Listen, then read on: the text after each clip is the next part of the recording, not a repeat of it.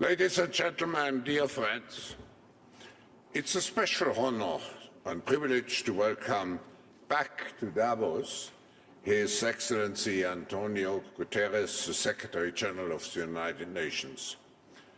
The UN has never been as important as it is today in a fractured and fragmented world. We are all grateful, Mr. Secretary General, that despite all those fractions and difficulties, you stand up for global cooperation, and that you also have the courage to speak out and to remind all of us of the danger and of the possible catastrophic consequences if we don't get our act together. You can count on us, Mr. Secretary General, to support you in your efforts by engaging all stakeholders into collaborative action to ensure, despite the headwinds, that we achieve the Sustainable Development Goals. At the beginning of this year, we are grateful that you share with us again your assessment of the state of the world. This will be followed by a conversation with my colleague, Børge Brende. Mr. President, Mr. Secretary General, please, we welcome you very cordially.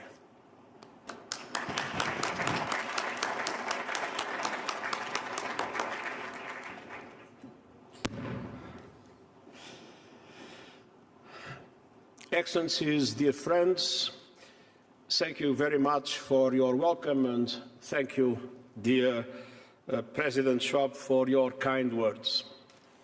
It is very good to be back in Davos and once again in person. Your team perfectly sets out the dilemma of today's world. We need cooperation, yet we face fragmentation. And I'm not here to sugarcoat the scale of that challenge or the sorry state of our world. We can't confront problems unless we look them squarely in the eye. And we are looking into the eye of a Category 5 hurricane. Our world is plagued by a perfect storm on a number of fronts. Start with the short term, a global economic crisis. The outlook, as we all know, is bleak. Many parts of the world face recession, and the entire world faces a slowdown. And we see deepening inequalities and the rapidly unfolding cost of living crisis affecting women and girls the most. Supply chain disruptions and an energy crunch, soaring prices, rising interest rates along with inflation, and debt levels pounding vulnerable countries. Add to all of that the lingering effects of the pandemic. COVID-19 is still straining economies, with the world's failure to prepare for future pandemics. That failure is straining our credulity. Somehow, after all we have endured, we have not learned the global public health lessons of the pandemic. We are nowhere near ready for the pandemics to come. And to all that, another major and indeed existential challenge. We are flirting with climate disaster. Every week brings a new climate horror story. Greenhouse gas emissions are at record levels and growing. The commitment to limit global temperature rise to 1.5 degrees is nearly going up in smoke. Without further action, we are headed to a 2.8 degree increase, and the consequences, as we all know, would be devastating. Several parts of our planet would be uninhabitable, and for many, it will mean a death sentence. But this is not a surprise. The science has been clear for decades. And I'm not talking only about UN scientists. I'm talking even about fossil fuel scientists. we learned last week that certain fossil fuel producers were fully aware in the 70s that their core product was making our planet. And just like the tobacco industry, they rode roughshod over their own science. Some in big oil peddled the big lie. And like the tobacco industry, those responsible must be held to account. Today, fossil fuel producers and their enablers are still racing to expand production, knowing full well that this business model is inconsistent with human survival.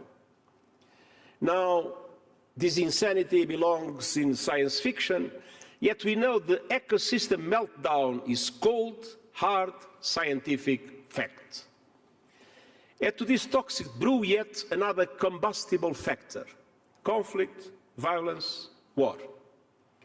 Especially the Russian invasion of Ukraine. Not only because of the untold suffering of the Ukrainian people, but because of its profound global implications on global food and energy prices, on trade and supply chains, on questions of nuclear safety, and on the very foundations of international law and the United Nations Charter. We are doing our best, making progress where we can, particularly in facilitating exports of food and fertilizers from Ukraine and also from Russia. But we are a far cry from peace in line with international law and the United Nations Charter. So, dear friends, all these challenges are interlinked, and they are piling up like cars in a chain reaction crash. Now, let's be clear. It would be difficult to find solutions to these global interlinked problems in the best of times and in a world that would be united.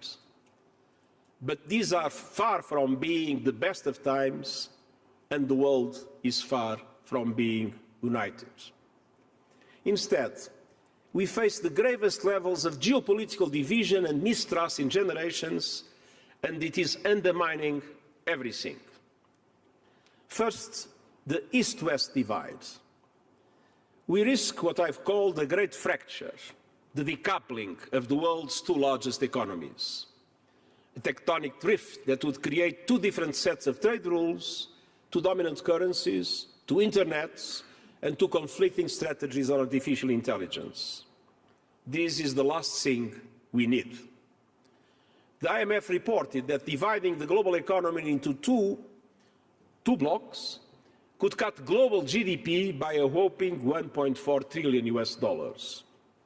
Now, there are many aspects in which the US and China relations will inevitably diverge, particularly on questions of human rights and on some areas of regional security. But despite that, it is possible, and I would say it is essential, for the two countries to have meaningful engagement on climate, trade and technology to avoid the decoupling of economies and even the possibility of future confrontations. For the historians that might be listening, we must avoid a 21st century sequel of the so-called Thucydides trap. At the same time, and secondly, the North-South divide is deepening.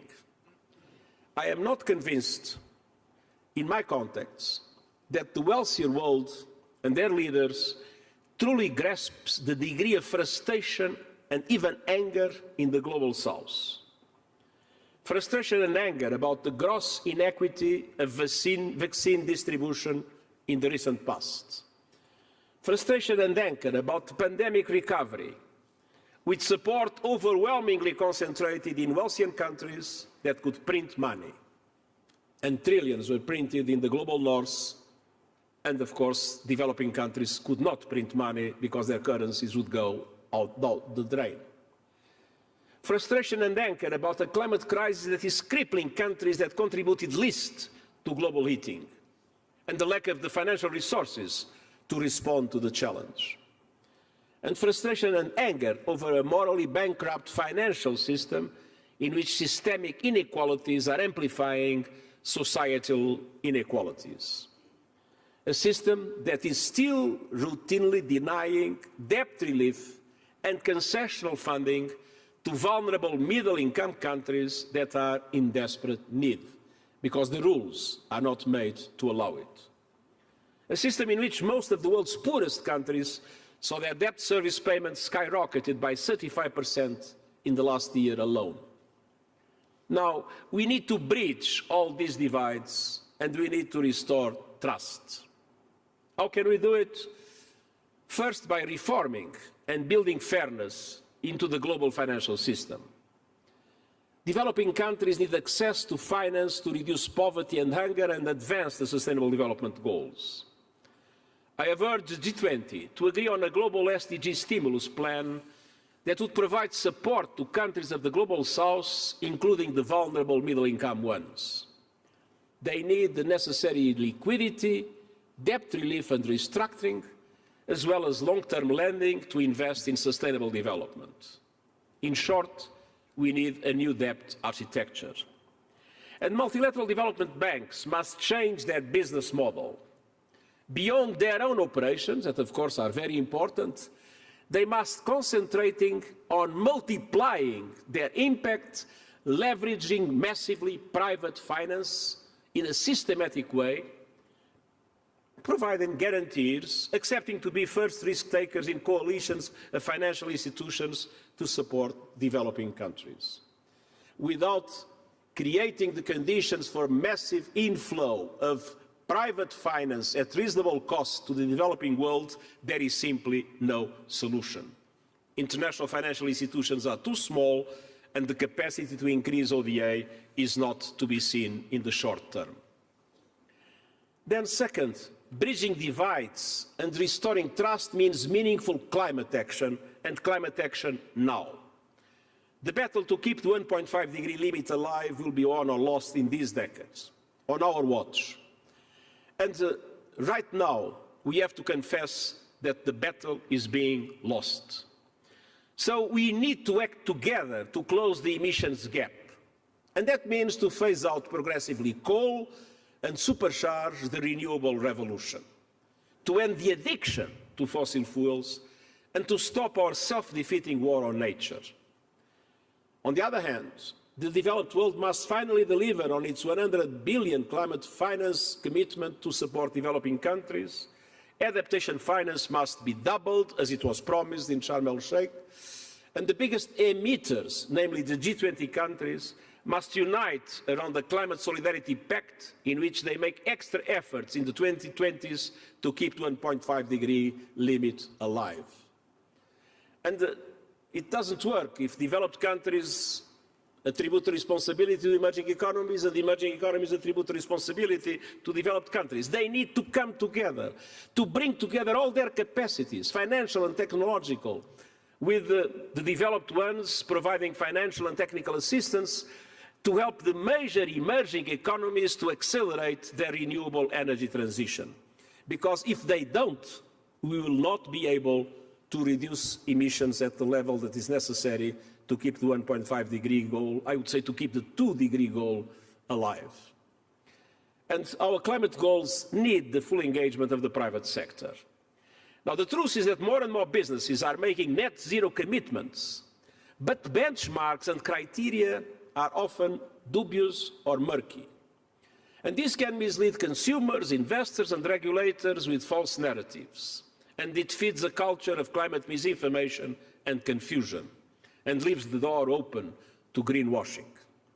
That's why we created an expert group on net zero emissions commitments.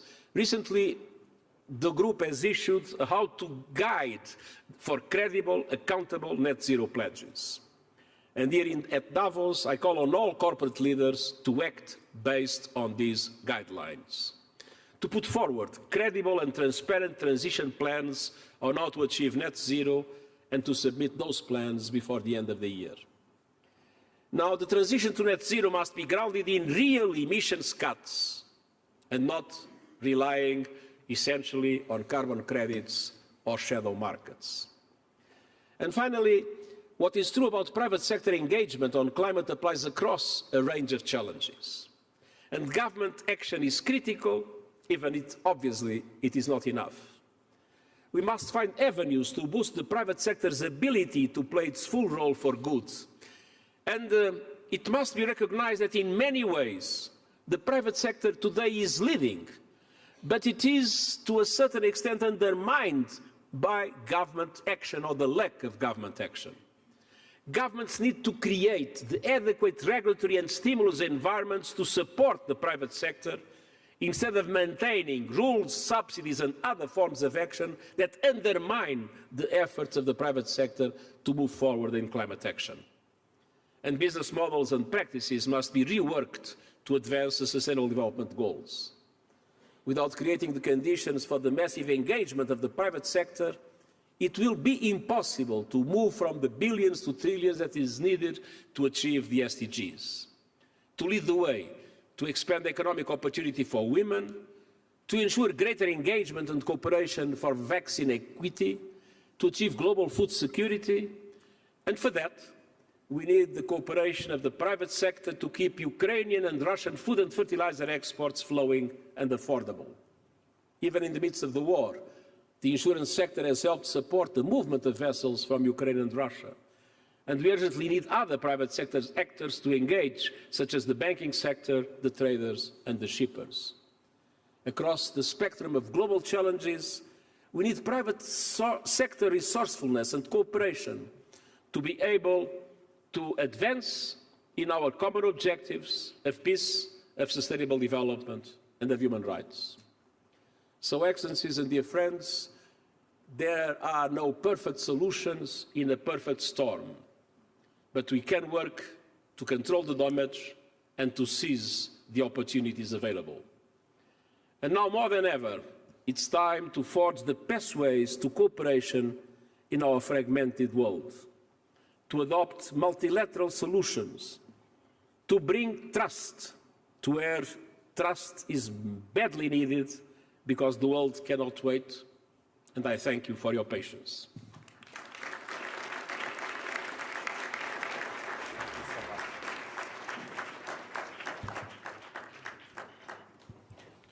Thank you very much, Secretary General. I think you also heard a warm applause that your call to action was well received. And I think we also have seen in the last years that businesses are taking on more responsibilities, both on climate and nature. But as you said, we are flirting with a climate disaster, a battle that we are almost losing. But what I think we all don't really understand is that we all know that the cost of inaction far exceeds the cost of action. And why is not the financing happening? Why is not the money to adaptation coming there? Is there, how do you explain this? Because if there was common sense, we would do it. Maybe it's not that common. Well, there is a difference. The cost of action is today's cost. The cost of inaction is already today's cost, but it is essentially tomorrow's cost. And we have a dramatic bias in the political life, but also in many areas of the business life, which is the preference for the present. No, I was in politics for a large part of my life, and I know how important it is for politicians to look at the polls, to see how things are going, to look at the next elections. And today in the world, most of the political choices that are made are still made with a short-term perspective and looking more at polls, future elections, political power struggles, and less on effectively solving problems. Let's be frank. And in the business community, there was a clear trend, which is now being mitigated, to look essentially into short-term objectives, to increase the value of shareholders. And to increase the value of shareholders is to bet on short-term measures to get short-term results and forget about the future, because the future we will see afterwards. So we badly need to change the mentality of decision makers in the public sector and in the private sector, And I would say it will be easier to do it in the private sector than in the public sector. But politicians need to understand, and sometimes we are faced with this kind of challenges.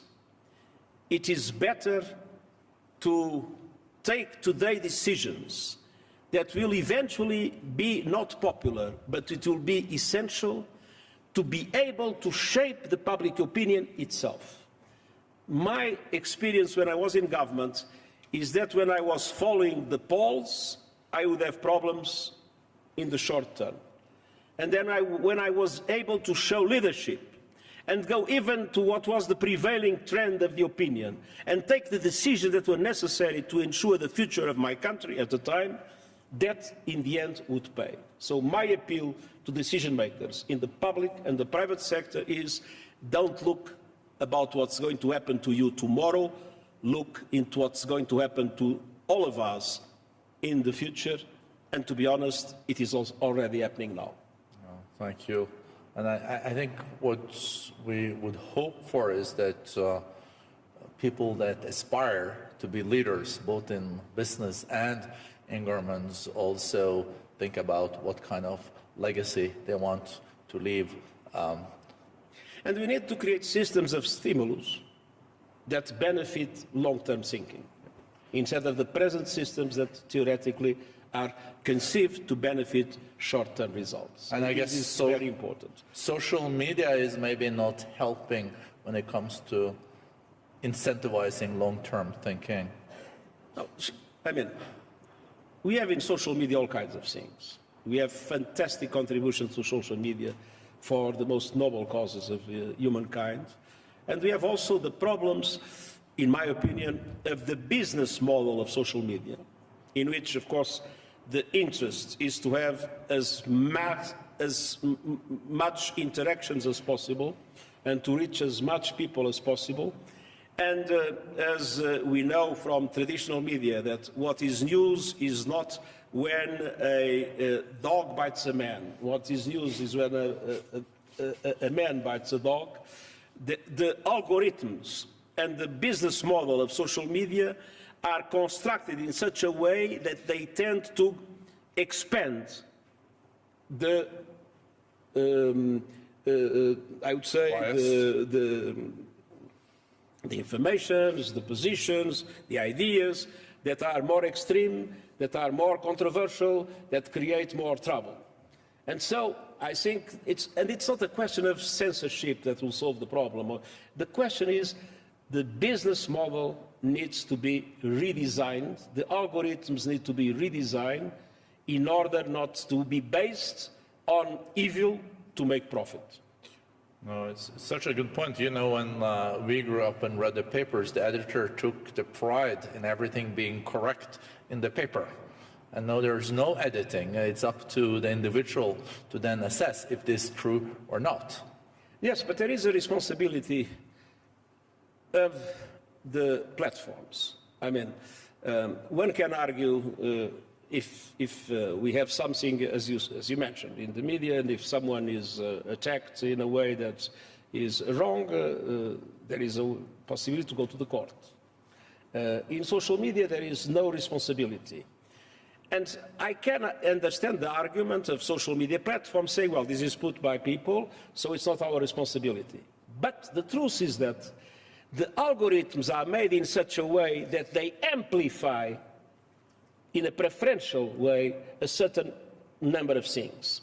And when the algorithm amplifies, then there is, in my opinion, a responsibility, and there should be accountability, including through the legal system in relation to those situations. At least when false information, defamation, all other kinds of things are benefited, are not only just what someone puts, but are benefited by the way the algorithm amplifies that. That creates, in my opinion, a responsibility of the platform.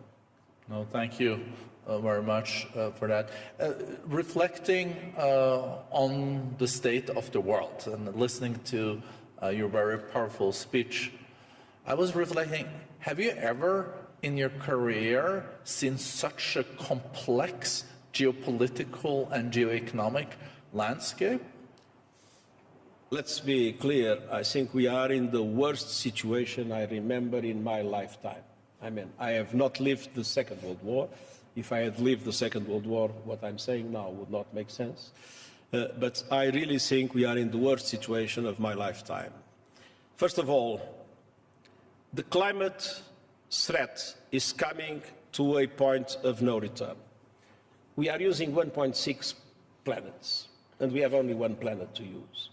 And the climate and the biodiversity issues have lost attraction for political decision makers. Everybody is concentrated now on the war in Ukraine, on the cost of living and other aspects, and there is a lack of the sense of urgency in relation to climate.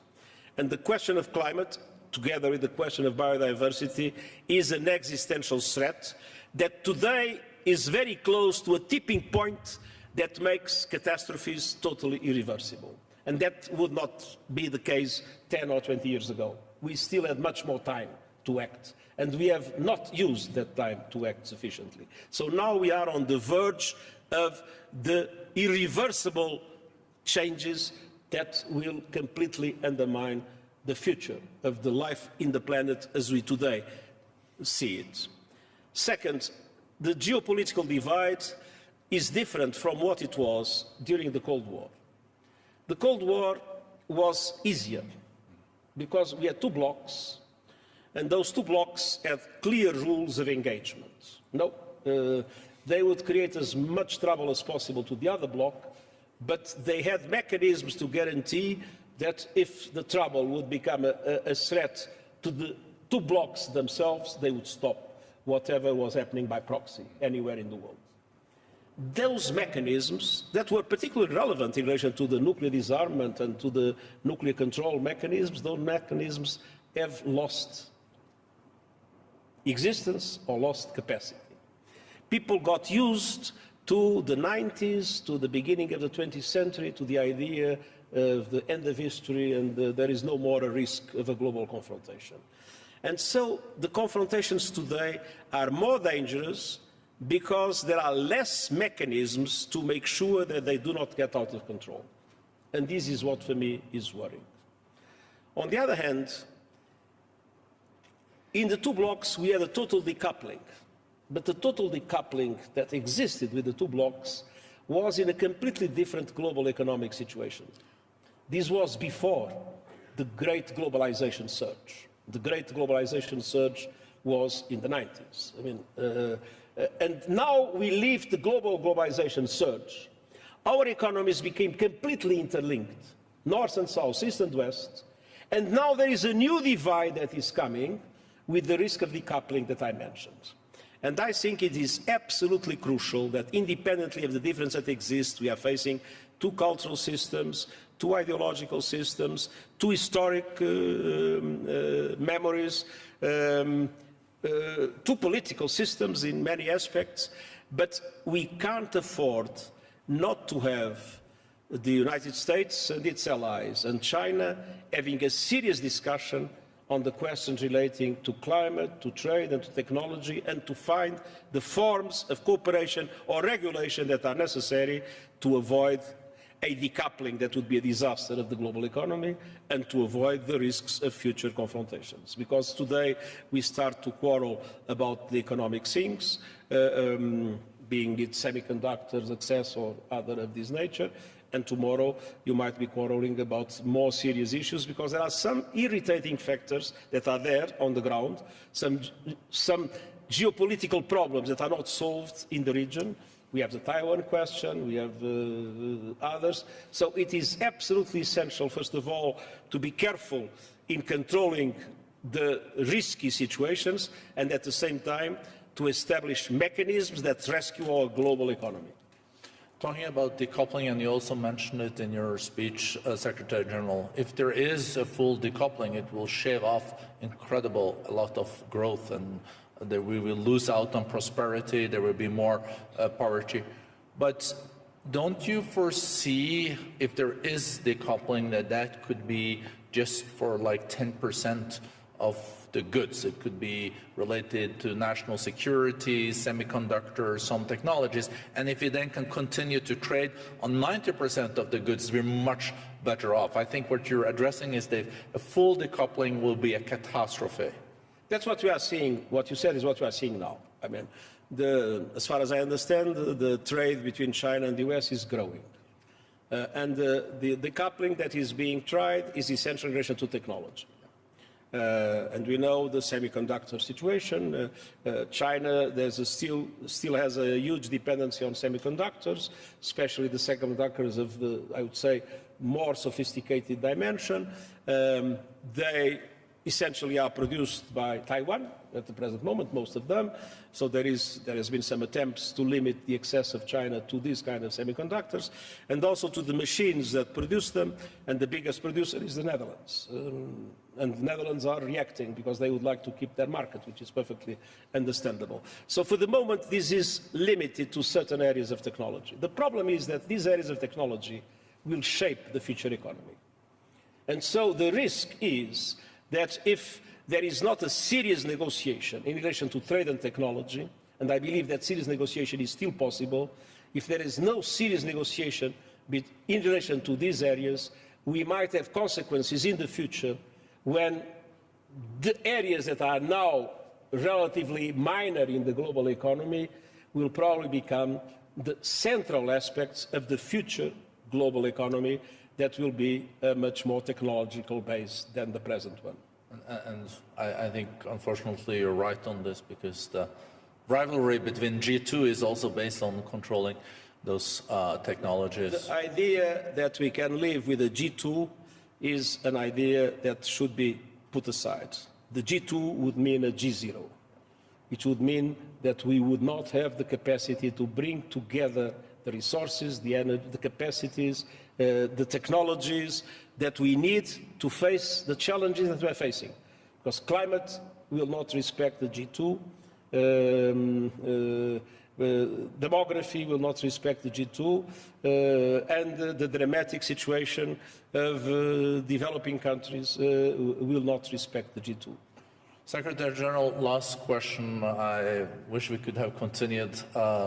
It's so much insights. I think, as you mentioned also, the impact of the war in Ukraine has on food prices, energy, is substantial. Do you think there will be an end of this war this year? Do you think there will be an end of this war this year? No, there will be an end of this war. There is an end of everything.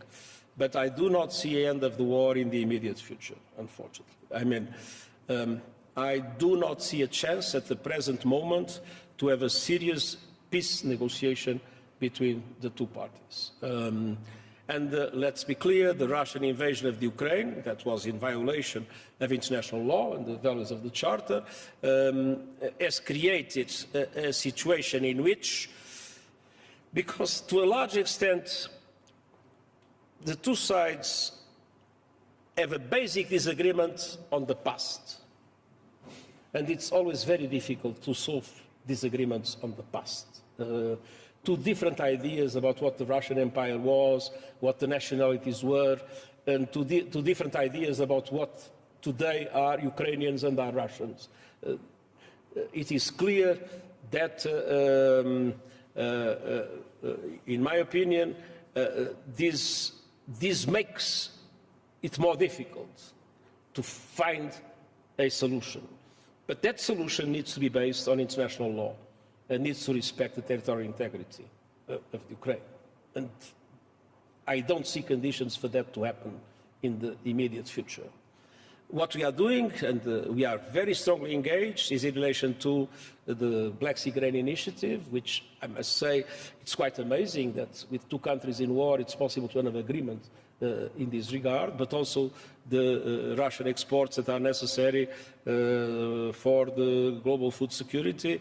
We have been dealing with the problems of rescuing civilians in difficult situations like Azovstal in the past. We have been discussing with both sides exchange of prisoners of war. We are supporting the International Agency of Atomic Energy, that is a UN body, in relation to Zaporizhzhia now in relation. So, I mean, we are doing everything we can, and this is probably one of the most important areas of our activity, to limit the damage, to reduce the suffering of the people, and to reduce the impacts, the dramatic, devastating impact in the global economy, because it came on top of the COVID, on top of the inequalities, on top of the climate problems. So we are trying to address the consequences, but for the moment, I don't think that we have a chance to promote or to mediate a serious negotiation to achieve peace in the short term. So we will have still to wait and to be clear on our principles, and our principles are international law, the values of the Charter, territorial integrity, but at the same time to try to do everything we can, talking to both sides and to other actors, in order to minimize the impacts on the suffering of the Ukrainian people and on the global economy, especially in the most vulnerable countries. Thank you so much, Secretary General. I'm sorry we had to end on such a somber note, but I think it's reflecting the world we are living. I think many of us do hope for the Secretary General's good offices and the United Nations and multilateralism in such a situation. So thank you very much for your leadership, and thank you for being here. Thank you very much. All the best.